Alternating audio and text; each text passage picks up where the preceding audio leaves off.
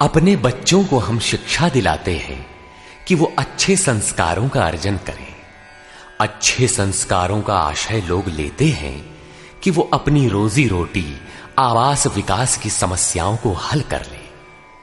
ईश्वर की ओर किसी का ध्यान ही नहीं है।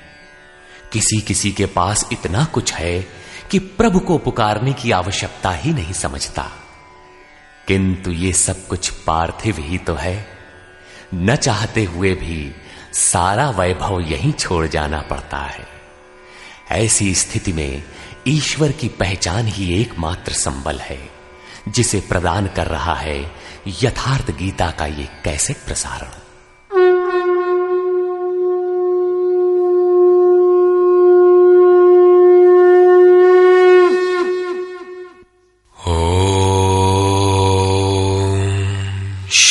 परमात्मने नमः। यथार्थ गीता, श्रीमद् भगवद गीता, अथ 10वां अध्याय। गत अध्याय में योगेश्वर श्री कृष्ण ने गुप्त राजविद्या का चित्रण किया, जो निश्चय ही कल्याण करती है। 10वें अध्याय में उनका कथन है कि महाबाहु अर्जुन, मेरे परम रहस्य युक्त वचन को फिर भी सुन। यहां उसी को दूसरी बार कहने की आवश्यकता क्या है? वस्तुतः साधक को पूर्ति पर्यंत खतरा है। ज्यों ज्यों वो स्वरूप में ढलता जाता है, प्रकृति के आवरण सूक्ष्म होते जाते हैं, नए नए दृश्य आते हैं। उसकी जानकारी महापुरुष ही देते रहते हैं, वो नहीं जानता। यदि वे मार्गदर्शन करना बंद कर दे तो साधक स्वरूप की उपलब्धि से वंचित रहेगा। जब तक वो स्वरूप से दूर है, तब तक सिद्ध है कि प्रकृति का कोई ना कोई आवरण बना है। फिसलने लड़खड़ाने की संभावना बनी रहती है। अर्जुन शरणागत शिष्य है। उसने कहा था, शिष्यस्तेहं शाधिमाम त्वाम प्रपन्नम। भगवान, मैं आपका शिष्य हूं, आपकी शरण हूं, मुझे संभालिए। अतः उसके हित की कामना से योगेश्वर श्री कृष्ण पुनः बोले। श्री भगवान उवाच।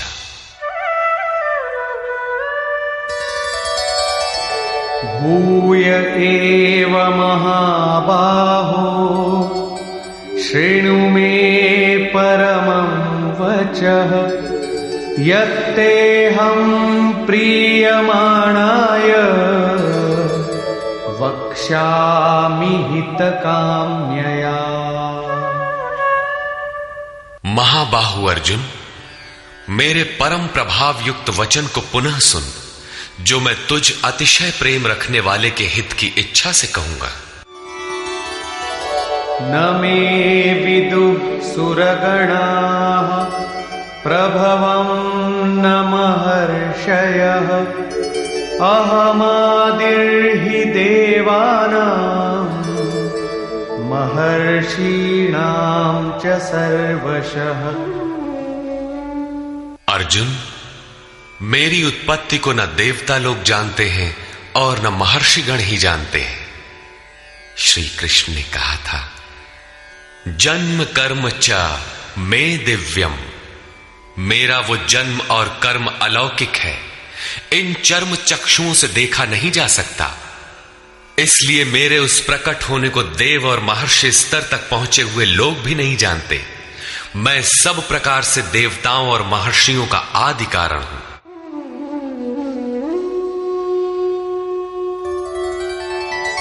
यो मामजमनादिं च वेत्ति लोकमहेश्वरम् असम्मूढः समर्थ्येषु सर्वपापैः प्रमुच्यते।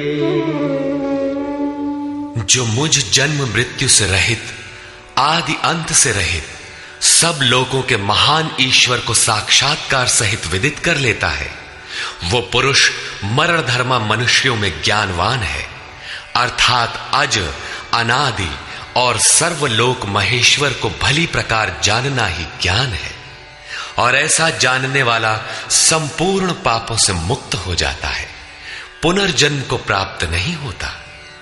श्री कृष्ण कहते हैं कि ये उपलब्धि भी मेरी ही देन है।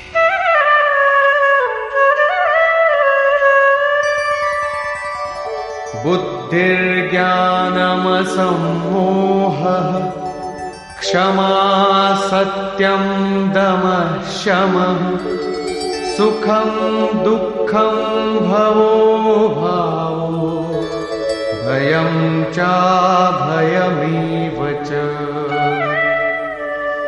अर्जुन, निश्चयात्मिका बुद्धि, साक्षात्कार सहित जानकारी, लक्ष्य में विवेक पूर्वक प्रवृत्ति, क्षमा, शाश्वत सत्य, इंद्रियों का दमन, मन का शमन, अंतःकरण की प्रसन्नता, चिंतन पथ के कष्ट, परमात्मा की जागृति, स्वरूप की प्राप्ति काल में सर्वस्व का विलय, इष्ट के प्रति अनुशासनात्मक भय और प्रकृति से निर्भयता तथा अहिंसा समता तुष्टिः तपोदानं यशो यशः भवन्ति भावा भूतानां मत्त एव पृथग्विधाः। अहिंसा अर्थात अपने आत्मा को अधोगति में न पहुंचाने का आचरण, समता जिसमें विषमता न हो, संतोष मन सहित इंद्रियों को लक्ष्य के अनुरूप तपाना, दान अर्थात सर्वस्व का समर्पण, भगवत पथ में मान अपमान का सहन। इस प्रकार प्राणियों के उपर्युक्त भाव मुझसे ही होते हैं। ये सभी भाव दैवी चिंतन पद्धति के लक्षण हैं। इनका अभाव ही आसुरी संपद है। महर्षयः सप्त पूर्वे चत्वारो मनवस्तथा मद्भावा मानसा जाता येषां लोक इमाः प्रजाः। सप्तर्षि अर्थात योग की 7 क्रमिक भूमिकाएं अर्थात शुभेच्छा, सुविचारणा, तनुमानसा, सत्वापत्ति, असंसक्ति, पदार्था भावना और तुर्यगा तथा इनके अनुरूप अंतःकरण चतुष्टय अर्थात मन, बुद्धि, चित्त और अहंकार, उसके अनुरूप मन जो मेरे में भाव वाला है, ये सब मेरे ही संकल्प से अर्थात मेरी प्राप्ति के संकल्प से तथा जो मेरी ही प्रेरणा से होते हैं, दोनों एक दूसरे के पूरक हैं, उत्पन्न होते हैं। इस संसार में ये अर्थात संपूर्ण दैवी संपद इन्हीं की प्रजा है, क्योंकि सप्त भूमिकाओं के संचार में दैवी संपद ही है, अन्य नहीं। एतां विभूतिं योगं च मम यो वेत्ति तत्वतः सोऽविकम्पेन योगेन युज्यते नात्र संशयः। जो पुरुष योग की और मेरी उपर्युक्त विभूतियों को साक्षात्कार के साथ जानता है, वो स्थिर ध्यान योग द्वारा मुझ में एक ही भाव से स्थित होता है। इसमें कुछ भी संशय नहीं है। जिस प्रकार वायु रहित स्थान में रखे दीपक की लौ सीधी जाती है, कंपन नहीं होता, योगी के जीते हुए चित्त की यही परिभाषा है। प्रस्तुत श्लोक में अविकंपेन शब्द इसी आशय की ओर संकेत करता है। अहं सर्वस्य प्रभवो मत्तः सर्वं प्रवर्तते इति मत्वा भजन्ते मां बुधा भाव समन्विता। मैं संपूर्ण जगत की उत्पत्ति का कारण हूं, मुझसे ही संपूर्ण जगत चेष्टा करता है। इस प्रकार मानकर श्रद्धा और भक्ति से युक्त विवेकी जन मेरा निरंतर भजन करते हैं। तात्पर्य यह है कि योगी द्वारा मेरे अनुरूप जो प्रवृत्ति होती है उसे मैं ही किया करता हूं, वो मेरा ही प्रसाद है। कैसे है इसे पीछे स्थान स्थान पर बताया जा चुका है। वे निरंतर भजन किस प्रकार करते हैं, इस पर कहते हैं,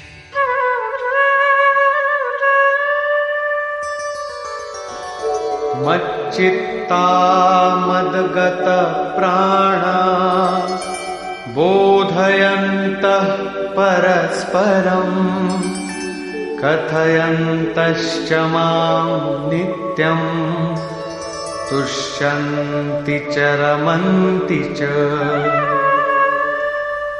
अन्य किसी को स्थान न देकर मुझ में ही निरंतर चित्त को लगाने वाले, मुझ में ही प्राणपण से प्राणों को लगाने वाले सदैव परस्पर मेरी प्रक्रियाओं का बोध करते हैं, मेरा गुणगान करते हुए ही संतुष्ट होते हैं तथा निरंतर मुझ में ही रमण करते हैं। तेषां सततयुक्तानां भजतां प्रीतिपूर्वकं ददामि बुद्धियोगं तं येन मामुपयान्ति ते। निरंतर मेरे ध्यान में लगे हुए तथा प्रेम पूर्वक भजने वाले उन भक्तों को मैं वो बुद्धि योग अर्थात योग में प्रवेश वाली बुद्धि देता हूं जिससे वे मुझे प्राप्त होते हैं, अर्थात योग की जागृति ईश्वर की देन है। वो अव्यक्त पुरुष महापुरुष योग में प्रवेश दिलाने वाली बुद्धि कैसे देता है? तेषामेवानुकंपार्थम् अहमज्ञानजं तमः नाशयाम्यात्मभावस्थो ज्ञानदीपेन भास्वता। उनके ऊपर पूर्ण अनुग्रह करने के लिए मैं उनकी आत्मा से अभिन्न खड़ा होकर रथी होकर अज्ञान से उत्पन्न हुए अंधकार को ज्ञान रूपी दीपक के द्वारा प्रकाशित कर नष्ट करता हूं। वस्तुतः किसी स्थित प्रज्ञ योगी द्वारा जब तक वो परमात्मा आपके आत्मा से ही जागृत होकर संचालन नहीं करता, तब तक वास्तव में यथार्थ भजन आरंभ ही नहीं होता। वैसे तो भगवान सर्वत्र से बोलने लगते हैं, लेकिन प्रारंभ में वे स्वरूपस्थ महापुरुष द्वारा ही बोलते हैं। यदि ऐसा महापुरुष आपको प्राप्त नहीं है तो वे आपसे स्पष्ट नहीं होंगे। इस पर अर्जुन ने प्रश्न किया। अर्जुन उवाच परम ब्रह्म परम धाम पवित्रं परमं भवान् पुरुषं शाश्वतं दिव्यम् आदिदेवमजं विभुम् आहुस्त्वामृषयः सर्वे देवर्षिर्नारदस्तथा असितो देवलो व्यासः स्वयं चैव ब्रवीषिमे। भगवान, आप परब्रह्म परम धाम तथा परम पवित्र हैं, क्योंकि आपको सभी ऋषिगण सनातन दिव्य पुरुष देवों का भी आदि देव अजन्मा और सर्वव्यापी कहते हैं। परम पुरुष परम धाम का ही पर्याय दिव्य पुरुष अजन्मा आदि शब्द है। देवर्षि नारद असित देवल व्यास तथा स्वयं आप भी मुझसे वही कहते हैं। अर्थात पहले भूतकालीन महर्षि कहते हैं, अब वर्तमान में जिनकी संगत उपलब्ध है, नारद देवल असित और व्यास का नाम लिया, जो अर्जुन के समकालीन थे, अर्थात सत्पुरुषों की संगति अर्जुन को प्राप्त थी। आप भी वही कहते हैं। अतः सर्वमेतद्ऋतं मन्ये यन्मां वदसि केशव नहि ते भगवन् व्यक्तिं विदुर्देवान दानवाः। हे केशव, जो कुछ भी आप मेरे लिए कह रहे हैं वो सब मैं सत्य मानता हूं। आपके व्यक्तित्व को न देवता और न दानव ही जानते हैं। स्वयमेवात्मनात्मानं वेत्थत्वं पुरुषोत्तम भूतभावन भूतेश देवदेव जगत्पते।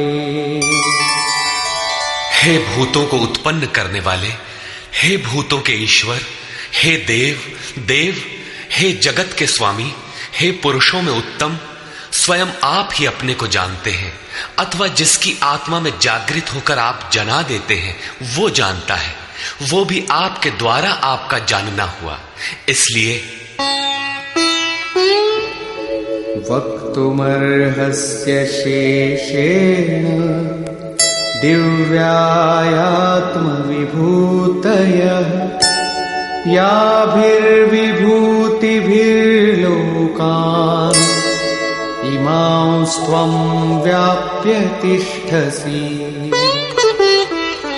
आप ही अपनी उन दिव्य विभूतियों को संपूर्ण रूप से लेश मात्र भी शेष न रखकर कहने में सक्षम हैं, जिन विभूतियों द्वारा आप इन सब लोगों को व्याप्त करके स्थित हैं। कथं विद्यामहं योगिन् त्वां सदा परिचिन्तयन् केषु केषु च भावेषु चिन्त्योऽसि भगवन्मया। हे योगिन, श्री कृष्ण एक योगी थे। मैं किस प्रकार निरंतर चिंतन करता हुआ आपको जानूं, और हे भगवान, मैं किन किन भावों द्वारा आपका स्मरण करूं। विस्तरेणात्मनो योगं विभूतिं च जनार्दन भूयः कथय तृप्तिर्हि शृण्वतो नास्ति मे मृतम्। हे जनार्दन, अपनी योग शक्ति को और योग की विभूति को फिर भी विस्तार पूर्वक कहिए। संक्षेप में तो इसी अध्याय के आरंभ में कहा ही है, पुनः कहिए, क्योंकि अमृत तत्व को दिखाने वाले इन वचनों को सुनने से मेरी तृप्ति नहीं होती। रामचरित जे सुनत अघाही रस विशेष जाना तिन नाही। जब तक प्रवेश नहीं मिल जाता तब तक उसे अमृत तत्व को जानने की पिपासा बनी रहती है।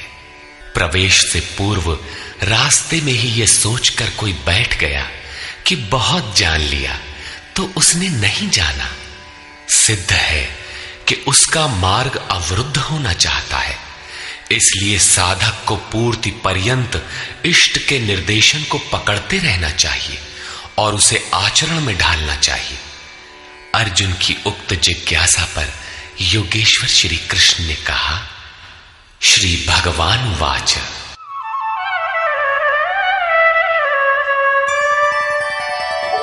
हन्त ते कथयिष्यामि दिव्याह्यात्मविभूतयः प्राधान्यतः कुरु श्रेष्ठ नास्त्यन्तो विस्तरस्य मे।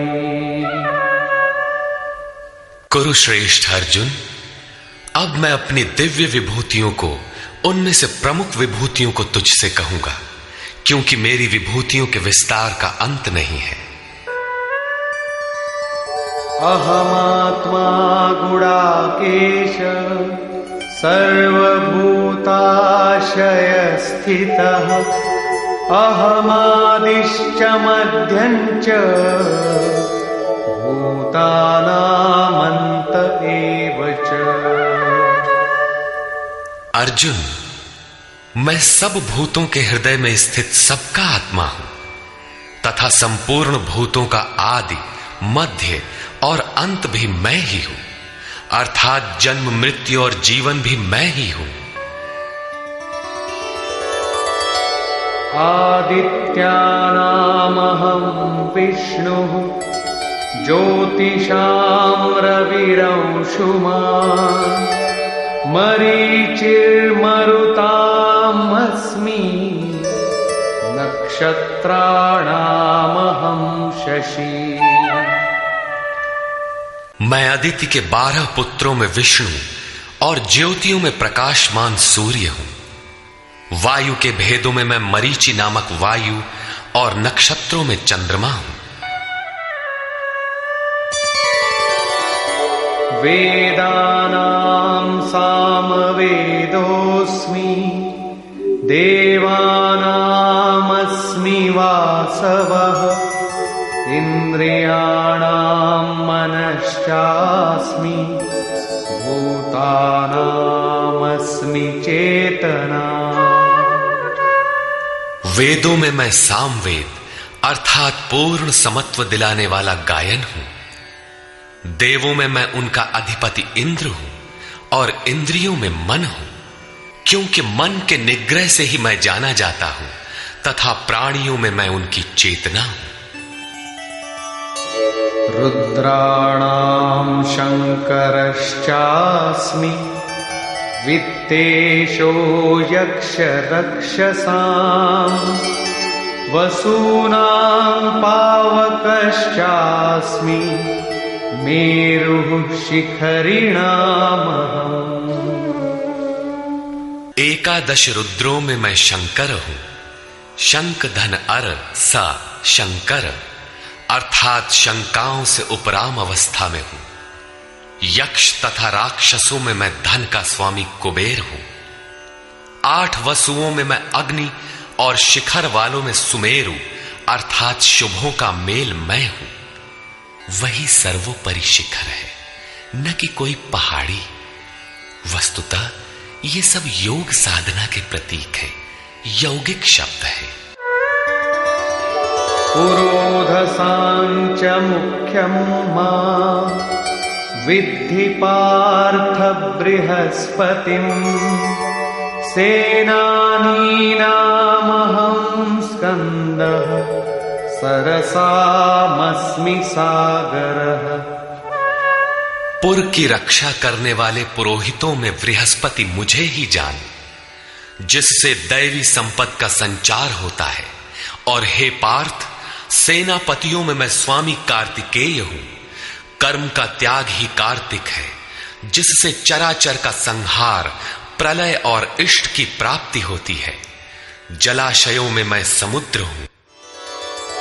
महर्षीणां भृगुरहं गिरामस्म्येकमक्षरम् यज्ञानां जपयज्ञोऽस्मि स्थावराणां हिमालयः। महर्षियों में मैं भृगु हूं और वाणी में एक अक्षर ओमकार हूं, जो उस ब्रह्म का परिचायक है। सब प्रकार के यज्ञों में मैं जप यज्ञ हूं। यज्ञ परम में प्रवेश दिला देने वाली आराधना की विधि विशेष का चित्रण है। उसका सारांश है स्वरूप का स्मरण और नाम का जप। 2 वाणियों से पार हो जाने पर नाम जब यज्ञ की श्रेणी में आता है तो वाणी से नहीं जपा जाता, न चिंतन से, न कंठ से, बल्कि वो श्वास में जागृत हो जाता है। केवल सुरत को श्वास के पास लगाकर मन से अविरल चलना भर पड़ता है। यज्ञ की श्रेणी वाले नाम का उतार चढ़ाव श्वास पर निर्भर है। ये क्रियात्मक है। स्थिर रहने वालों में हिमालय हूं। शीतल, सम और अचल एकमात्र परमात्मा है। जब प्रलय हुआ तब मन उसी शिखर में बंध गया। अचल, सम और शांत ब्रह्म का प्रलय नहीं होता, उस ब्रह्म की पकड़ मैं हूं। अश्वत्थः सर्ववृक्षाणां देवर्षीणां च नारदः गन्धर्वाणां चित्ररथः सिद्धानां कपिलो मुनिः। सब वृक्षों में मैं अश्वत्थ हूं। अश्व कल तक भी जिसके रहने की गारंटी नहीं दी जा सकती, ऐसा ऊर्ध्व मूलधः शाखम अश्वत्थ। ऊपर परमात्मा जिसका मूल है, नीचे प्रकृति जिसकी शाखाएं हैं, ऐसा संसार ही एक वृक्ष है जिसे पीपल की संज्ञा दी गई है। सामान्य पीपल का वृक्ष नहीं कि पूजा करने लगे। इसी पर कहते हैं कि वो मैं हूं और देवर्षियों में मैं नारद हूं। नाद रंध्रः स नारद। दैवी संपद इतनी सूक्ष्म हो गई कि स्वर में उठने वाली ध्वनि अर्थात नाद पकड़ में आ जाए, ऐसी जागृति मैं हूं। गंधर्वों में मैं चित्ररथ हूं, अर्थात गायन अर्थात चिंतन करने वाली प्रवृत्तियों में जब स्वरूप चित्रित होने लगे, वो अवस्था विशेष मैं हूं। सिद्धों में मैं कपिल मुनि हूं। काया ही कपिल है। इसमें जब लव लग जाए, उस ईश्वरीय संचार की अवस्था मैं हूं। उच्चैश्रवसमश्वानां विद्धि माममृतोद्भवम् ऐरावतं गजेन्द्राणां नराणां च नराधिपम्। घोड़ों में मैं अमृत से उत्पन्न होने वाला उच्चैः श्रवा नामक घोड़ा हूं। दुनिया में हर वस्तु नाशवान है, आत्मा ही अजर अमर अमृत स्वरूप है। इस अमृत स्वरूप से जिसका संचार है, वो घोड़ा मैं हूं। घोड़ा गति का प्रतीक है। आत्म तत्व को ग्रहण करने में मन जब उधर गति पकड़ता है, घोड़ा है। ऐसी गति मैं हूं। हाथियों में ऐरावत नामक हाथी मैं हूं। मनुष्यों में राजा मुझको जान। वस्तुतः महापुरुष ही राजा है, जिसके पास अभाव नहीं है। आयुधानामहं वज्रं धेनूनामस्मि कामधु प्रजनश्चास्मि कन्दर्पः सर्पाणामस्मि वासुकी। शस्त्रों में मैं वज्र हूं, गायों में कामधेनु हूं। कामधेनु कोई ऐसी गाय नहीं है जो दूध के स्थान पर मनचाहा व्यंजन परसती हो। ऋषियों में वशिष्ठ के पास कामधेनु थी। वस्तुतः गो इंद्रियों को कहते हैं। इंद्रियों का संयत होना इष्ट को वश में रखने वाले में पाया जाता है। जिसकी इंद्रियां ईश्वर के अनुरूप स्थिर हो जाती हैं, उसके लिए उसी की इंद्रियां कामधेनु बन जाती है। फिर तो जो इच्छा करी हऊ मन माही, हरि प्रसाद कछु दुर्लभ नाही। उसके लिए कुछ भी दुर्लभ नहीं रहता। प्रजनन करने वालों में नवीन स्थितियों को प्रकट करने वाला मैं हूं। प्रजनन, एक तो लड़का बाहर पैदा किया जाता है। चराचर में रात दिन पैदा ही होते हैं। चूहे चींटी रात दिन करते हैं ऐसा नहीं, बल्कि एक स्थिति से दूसरी स्थिति, इस प्रकार वृत्तियों का परिवर्तन होता है। वो परिवर्तित स्वरूप मैं हूं। सर्पों में मैं वासुकी हूं। अनन्तश्चास्मि नागानां वरुणो यादसामहम् पितॄणामर्यमा चास्मि यमः संयमतामहम्। नागों में मैं अनंत अर्थात शेष नाग हूं। वैसे तो ये कोई सर्प नहीं है। गीता की समकालीन पुस्तक श्रीमद् भागवत में इसके रूप की चर्चा है कि इस पृथ्वी से 30,000 योजन की दूरी पर उस परमात्मा की वैष्णवी शक्ति है जिसके सिर पर यह पृथ्वी सरसों के दाने की तरह भार रहित टिकी है। उस युग में योजन का पैमाना चाहे जो रहा हो, फिर भी यह पर्याप्त दूर है। वस्तुतः ये आकर्षण शक्ति का चित्रण है। वैज्ञानिकों ने जिसे ईथर माना है। ग्रह उपग्रह सभी उसी शक्ति के आधार पर टिके हैं। उस शून्य में ग्रहों का कोई भार भी नहीं है। वो शक्ति सर्प की कुंडली की तरह सभी ग्रहों को लपेटे है।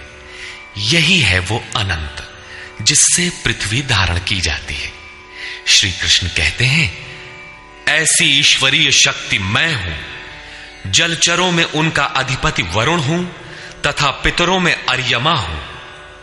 अहिंसा, सत्य, अस्तेय, ब्रह्मचर्य और अपरिग्रह 5 यम हैं। इनके पालन में आने वाले विकारों को काटना अरह है। विकारों के शमन से पितृ अर्थात भूत संस्कार तृप्त होते हैं, निवृत्ति प्रदान कर देते हैं। शासन करने वालों में मैं यमराज हूं अर्थात उपर्युक्त यमों का नियामक हूं।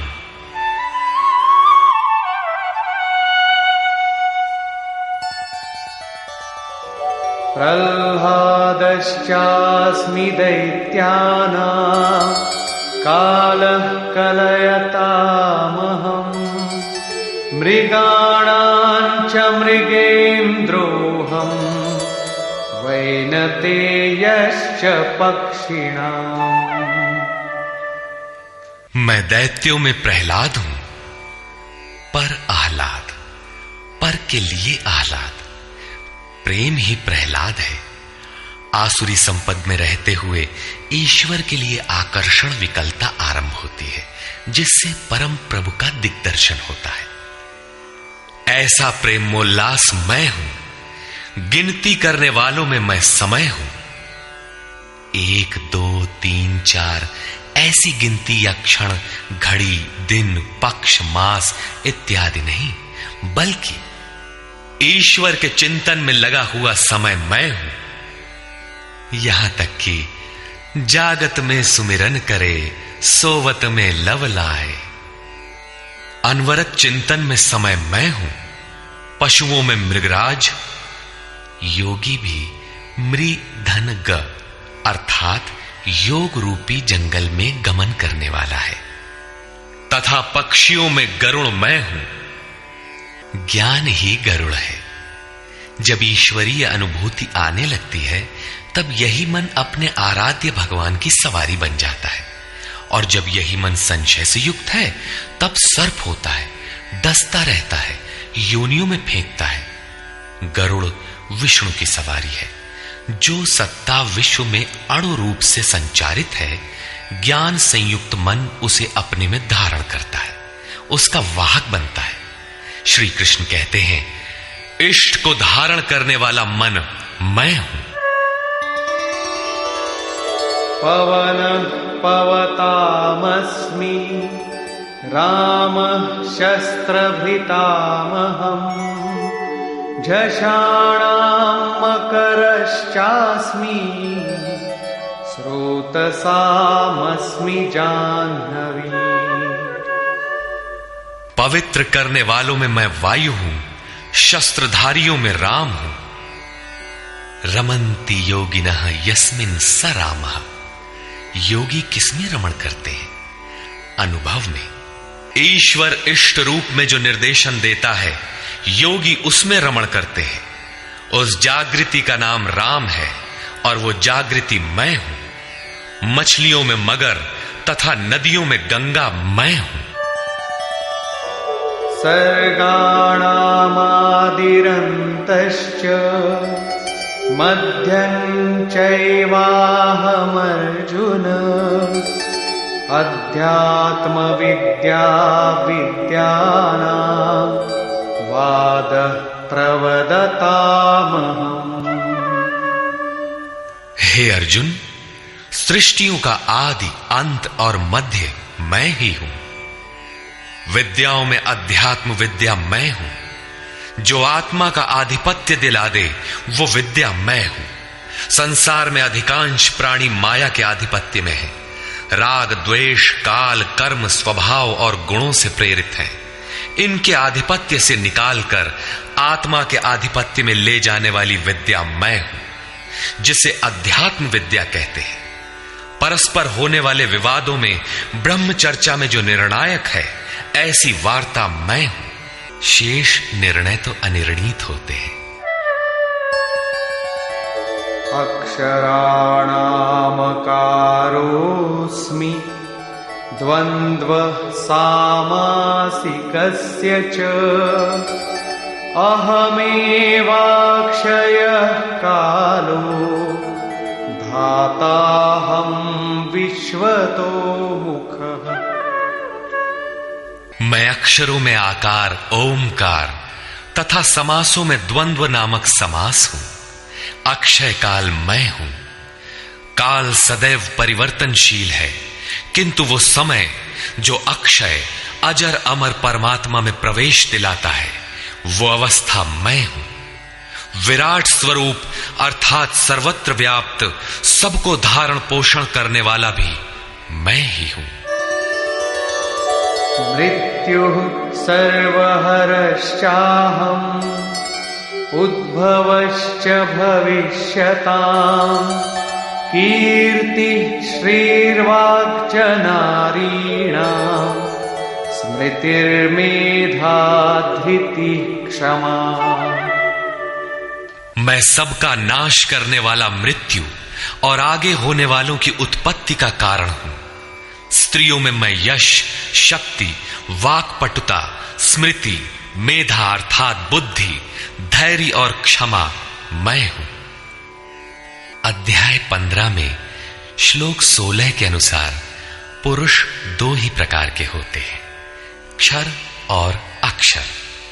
संपूर्ण भूतादिकों की उत्पत्ति और विनाश वाले ये शरीर क्षर पुरुष हैं। वे नर, मादा, पुरुष अथवा स्त्री कुछ भी कहलाएं, श्री कृष्ण के शब्दों में पुरुष ही है। दूसरा है अक्षर पुरुष, जो कूटस्थ चित्त के स्थिर काल में देखने में आता है।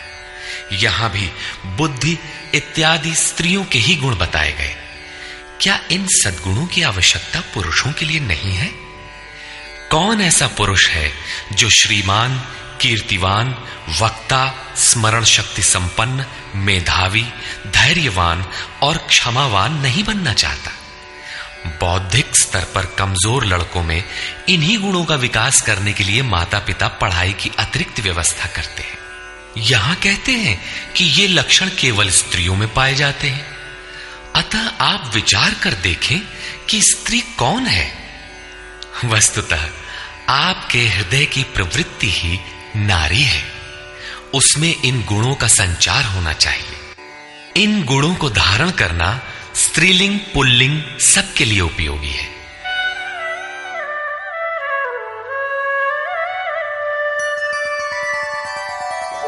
बृहत्साम तथा साम्ना गायत्री छन्दसामहम् मासानां मार्गशीर्षोऽहम् ऋतूनां कुसुमाकरः। गायन करने योग्य श्रुतियों में मैं बृहत साम अर्थात वृहत से संयुक्त समत्व दिलाने वाला गायन हूं, अर्थात ऐसी जागृति मैं हूं। छंदों में गायत्री छंद मैं हूं। गायत्री कोई मंत्र नहीं है जिसे पढ़ने से मुक्ति मिलती हो, वरन एक समर्पणात्मक छंद है। 3 बार विचलित होने के पश्चात ऋषि विश्वामित्र ने अपने को इष्ट के प्रति समर्पित करते हुए कहा, ओम भूर्भुवः स्वः तत्सवितुर्वरेण्यं भर्गो देवस्य धीमहि धियो यो नः प्रचोदयात्। अर्थात भूः, भुवः और स्वः तीनों लोकों में तत्व रूप से व्याप्त देव आप ही वरेण्य हैं। हमें ऐसी बुद्धि दें, ऐसी प्रेरणा करें कि हम लक्ष्य को प्राप्त कर लें। ये मात्र एक प्रार्थना है। साधक अपनी बुद्धि से यथार्थ निर्णय नहीं ले पाता कि मैं कब सही हूं और कब गलत।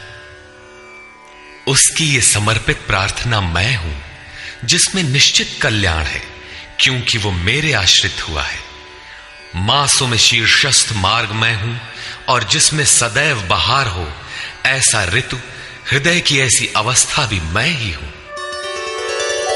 द्यूतं छलयतामस्मि तेजस्तेजस्विनामहम् जयोऽस्मि व्यवसायोऽस्मि सत्वं सत्ववतामहम्। तेजस्वी पुरुषों का तेज मैं हूं, जुए में छल करने वालों का छल मैं हूं। तब तो अच्छा है जुआ खेलें, उसमें कल बल छल करें, वहीं भगवान है। नहीं, ऐसा कुछ नहीं है। ये प्रकृति ही एक जुआ है, यही ठगनी है। इस प्रकृति के द्वंद्व से निकलने के लिए दिखावा छोड़कर छिपाव के साथ गुप्त रूप से भजन करना ही छल है। छल है तो नहीं, किंतु बचाव के लिए आवश्यक है। जड़ भरत की तरह, उन्मत्त, अंधे, बहरे और गूंगे की तरह हृदय से जानकार होते हुए भी बाहर से ऐसे रहें कि अनजान हो, सुनते हुए भी न सुने, देखते हुए भी न देखें। छिपकर ही भजन का विधान है। तभी साधक प्रकृति पुरुष के जुए में पार पाता है। जीतने वालों की विजय मैं हूं और व्यवसायियों का निश्चय, जिसे अध्याय 2 श्लोक 41 में कह आए हैं। इस योग में निश्चयात्मक क्रिया एक है, बुद्धि एक ही है, दिशा एक ही है। ऐसी क्रियात्मक बुद्धि मैं हूं, सात्विक पुरुषों का तेज और ओज मैं हूं। वृष्णीनां वासुदेवोऽस्मि पाण्डवानां धनञ्जयः मुनीनामप्यहं व्यासः कवीनामुशना कविः। वृष्णि वंश में मैं वासुदेव अर्थात सर्वत्र वास करने वाला देव हूं। पांडवों में मैं धनंजय हूं। पुण्य ही पांडु है और आत्मिक संपत्ति ही स्थिर संपत्ति है। पुण्य से प्रेरित होकर आत्मिक संपत्ति को अर्जित करने वाला धनंजय मैं हूं। मुनियों में मैं व्यास हूं। परम तत्व को व्यक्त करने की जिसमें क्षमता है वो मुनि मैं हूं। कवियों में उष्णा अर्थात उसमें प्रवेश दिलाने वाला काव्यकार मैं हूं।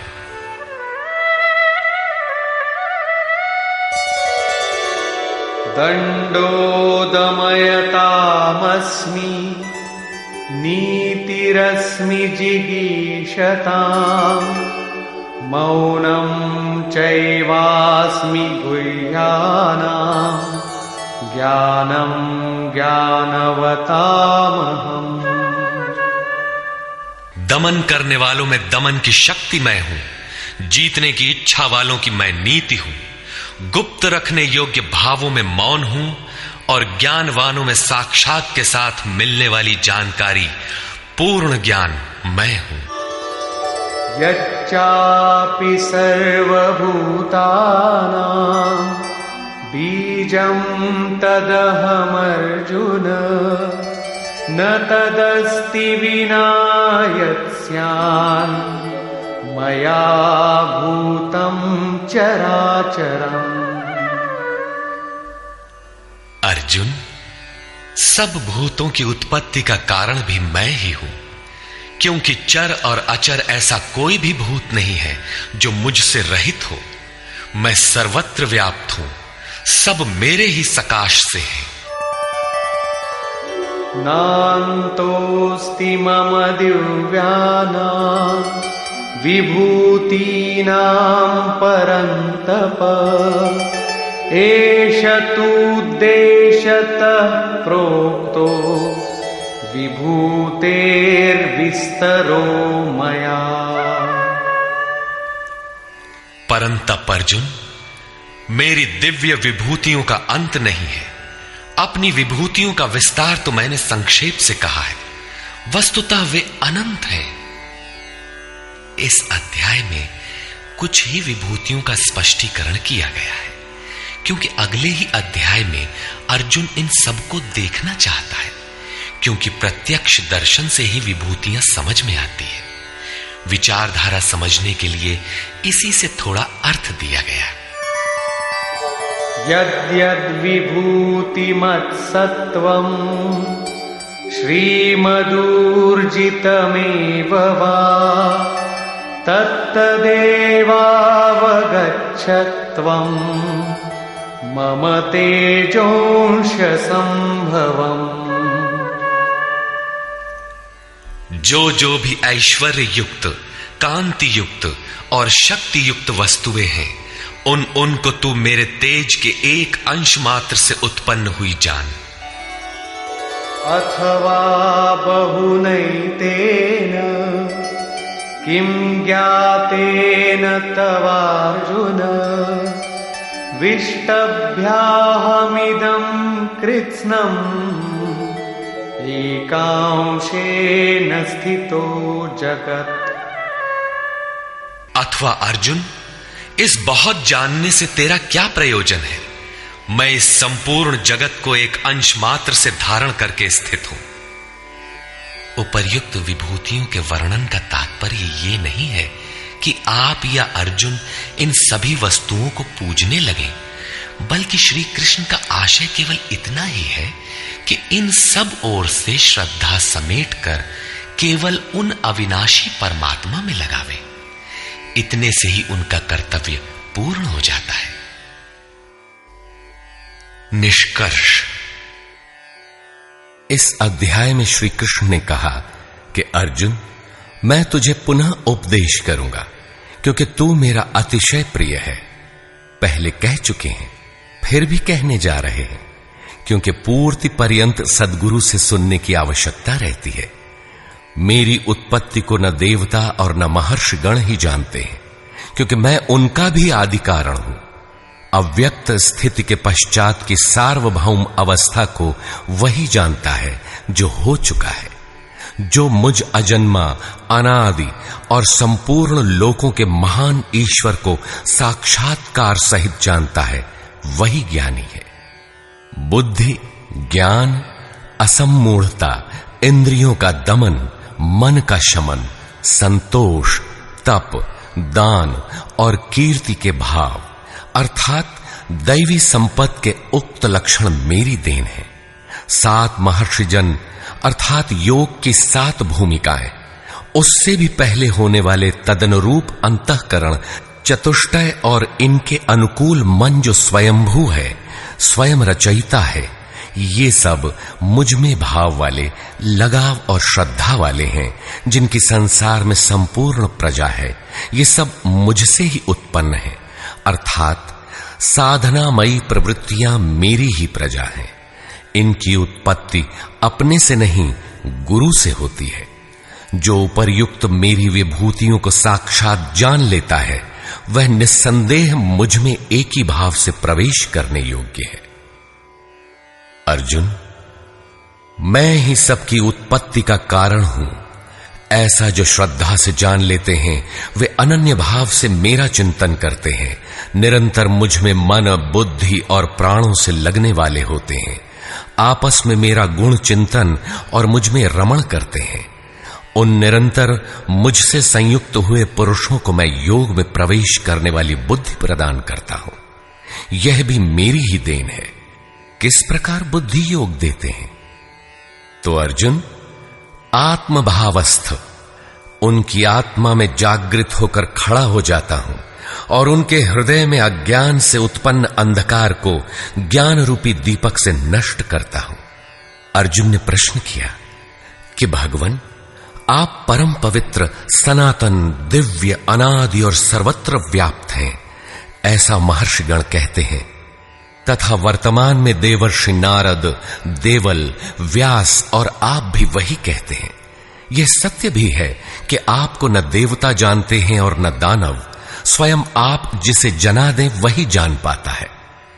आप ही अपनी विभूतियों को कहने में समर्थ हैं। अतः जनार्दन, आप अपनी विभूतियों को विस्तार से कहिए। पूर्ति पर्यंत इष्ट से सुनते रहने की उत्कंठा बनी रहनी चाहिए। आगे इष्ट के अंतराल में क्या है, उसे साधक क्या जाने। इस पर योगेश्वर श्री कृष्ण ने एक एक करके अपनी प्रमुख विभूतियों का लक्षण संक्षेप में बताया, जिनमें से कुछ तो योग साधन में प्रवेश करने के साथ मिलने वाली अंतरंग विभूतियों का चित्रण है, और शेष कुछ समाज में रिद्धियों सिद्धियों के साथ पाई जाने वाली विभूतियों पर प्रकाश डाला। और अंत में उन्होंने बल देकर कहा, अर्जुन, बहुत कुछ जानने से तेरा क्या प्रयोजन है। इस संसार में जो कुछ भी तेज और ऐश्वर्य युक्त वस्तुएं हैं, वह सब मेरे तेज के अंश मात्र में स्थित हैं। वस्तुतः मेरी विभूतियां अपार हैं। ऐसा कहते हुए योगेश्वर ने इस अध्याय का पटाक्षेप किया। इस अध्याय में श्री कृष्ण ने अपनी विभूतियों की मात्र बौद्धिक जानकारी दी, जिससे अर्जुन की श्रद्धा सब ओर से सिमटकर एक इष्ट में लग जाए। किंतु बंधुओं, सब कुछ सुन लेने और बाल की खाल निकालकर समझ लेने के बाद भी चलकर उसे जानना शेष ही रहता है। यह क्रियात्मक पथ है। संपूर्ण अध्याय में योगेश्वर की विभूतियों का ही वर्णन है। अतः ओम तत्सदिति श्रीमद्भगवद गीता सूपनिषत्सु ब्रह्म विद्यायाम योग शास्त्रे श्री कृष्णार्जुन संवादे विभूति वर्णन योगो नाम 10वां। इस प्रकार स्वामी अड़गड़ानंद कृत श्रीमद्भगवद गीता के भाष्य यथार्थ गीता का 10वां अध्याय पूर्ण होता है। हरि ओम तत्सत।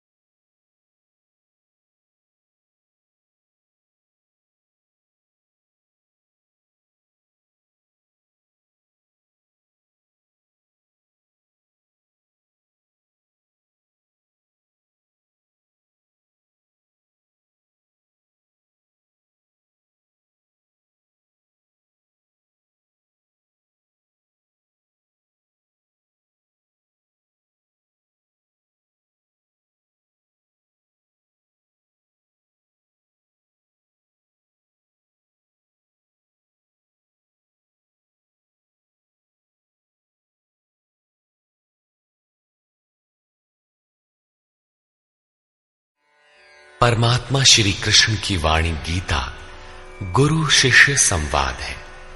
अतः अर्जुन ने स्वीकार किया कि शिष्यस्तेहम साधिमाम त्वाम प्रपन्नम। भगवन, मैं आपका शिष्य हूं, आपकी शरण हूं।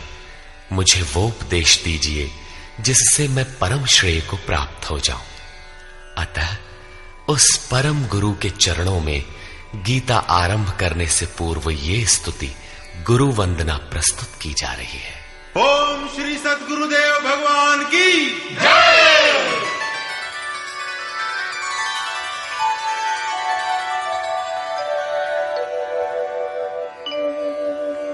जय सद्गुरुदेवम्